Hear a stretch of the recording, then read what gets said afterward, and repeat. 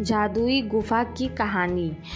बहुत पहले की बात है। बगदाद शहर में दो दोस्त अली और मुनीब रहते थे। अली बहुत गरीब था और किसी के घर बकरियां चराकर अपना गुजारा करता था। वह स्वभाव से बहुत ही ईमानदार और भला इंसान था, जबकि मुनीब अब अमीर था और वह स्वभाव से लालची इंसान था। वह बहुत व्यापार और पैसा होने के बावजूद उसको और पैसा चाहिए था। एक दिन की बात है, अली बकरियां लेकर जंगल में चराने ले गया। वहां पर वह थोड़ा आराम करने के लिए बैठ गया तो उसको नींद आ गई। जब वह उठा तो देखा एक बकरी कम है। वह बहुत घबरा गया कि अब मालिक को पता चलेगा तो वह बहुत गुस्सा होंगे।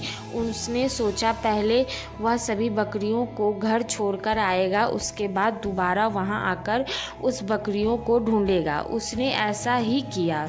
वह बाकी सभी बकरियों को छोड़कर उस बकरी को ढूंढने आ गया। वह बकरी को ढूंढते हुए निकल गया। वहां पर उसको एक बूढ़ा बाबा बैठा हुआ नजर आया।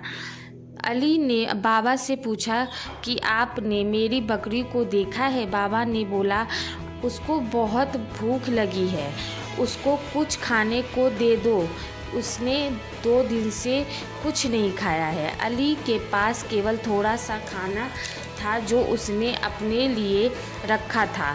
यदि वह खाना बाबा को दे देता तो उसे भूखा ही रहना पड़ता, लेकिन उसने वह खाना बूढ़े बाबा को दे दिया। खाना खाकर बाबा ने कहा, तुम्हारी बकरी आगे घाटी की तरफ आएगी। अली आगे घाटी की तरफ चला गया। जाते जाते रात हो गई। अली को एक गुफा नजर आई। उस गुफा में चला गया। उसने सोचा आज रात इसी में गुजारनी पड़ेगी। वह सोने लगा, लेकिन भूख के कारण उसको नींद भी नहीं आ रही थी। उसने बोला, काश मेरे पास खाना होता। इतना बोलते ही उसके सामने बहुत से शाही पकवान की दावत आ गई। उसे बड़ा आश्चर्य हुआ और उसने वह खाना खा लिया। खाना खाने के बाद सोने लगा तो उसको ठंड लगने लगी। उसने बोला, काश मेरे पास एक चादर होती। तभी उसके मारे चादर आ गई। वह यह समझ गया कि यह गुफा जादुई है। इसके बाद वह सो गया। सुबह उठने के बाद उसने बोला, काश मेरी बकरी मुझे मिल जाए।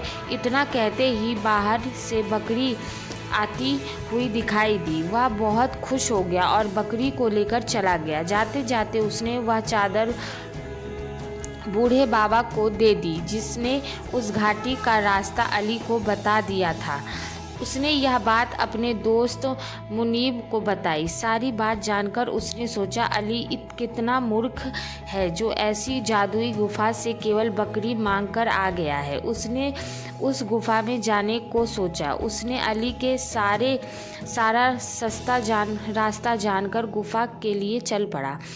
गुफा की तरफ जाते समय उसको वही बूढ़ा नजर आया। मुनीब ने बूढ़ा बाबा से गुफा का रास्ता पूछा। बाबा ने उससे खाने को मांगा तो मुनीब बोला, यदि खाने में तुमको दे दूंगा तो मैं क्या खाऊंगा? उसके पूछने पर बाबा ने मुनीब को गुफा का रास्ता बता दिया। घाटी पहुंचकर जब उसने गुफा देखी तो वह बहुत खुश हो गया। जब वह जल्दी से गुफा के अंदर चला गया और गुफा से बोला, मुझे इतना खजाना दो कि जिससे मैं ज़िंदगी भर भी गिन ना सकूं।